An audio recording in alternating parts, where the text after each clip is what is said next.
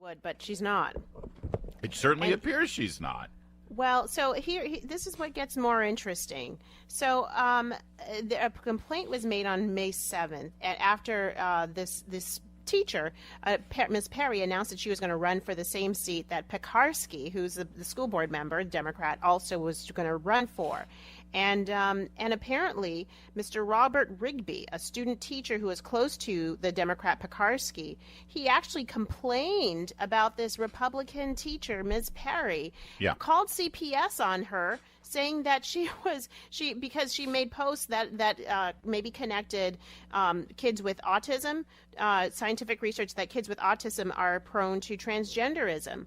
So I think what you got going on here is just this pylon of all of these Democrats and the school board and the teachers working together to silence and frankly to shut down this Republican conservative teacher and to hold her own personal social media posts against her, and not posts that she's like, sleeping with a student or, talking about bringing a gun to school to shoot up kids. She's literally just saying, oh, there's scientific research that transgenderism is targeting vulnerable kids, and this is what they do to her.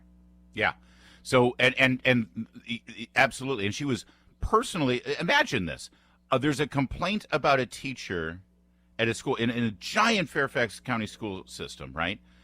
And it is forwarded to the assistant superintendent of schools. And now a school board member who just happens to be running in an election against the teacher who's being complained about, a school board member gets personally involved in this complaint, has a phone call. There's a calendar entry on the Ms. Lehman, the assistant superintendent's calendar. That says phone call, Stella, regarding Julie Perry. Stella is Ms. Pekarsky, the woman who is on the school board.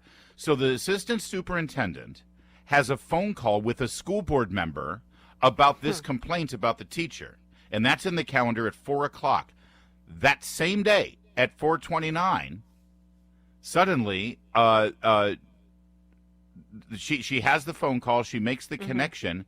And then the next week, the assistant superintendent called the teacher into a meeting, talked about the complaint, and engaged in disciplinary action against this teacher.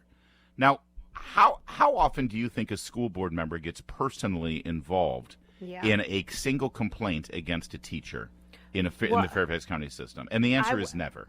Well, I would hope that it's not individual school board members acting on their own behalf, especially when they have their own political motivations driving it, but that it's the entire school board trying to address a systemic issue, not just a one-off issue that should be addressed, frankly, with the principal of the school and maybe the superintendent of the school system, but not the school board and not just one school board member. Otherwise, it becomes purely politically motivated and partisanly driven, and that's exactly what we have here. So is that the kind of person you want in leadership? That's the question. You got a Democrat on the school board who's now running for state senate. Her opponent is a teacher in the school system, Republican. A friend of the school board member puts in a complaint against the school teacher who's a Republican.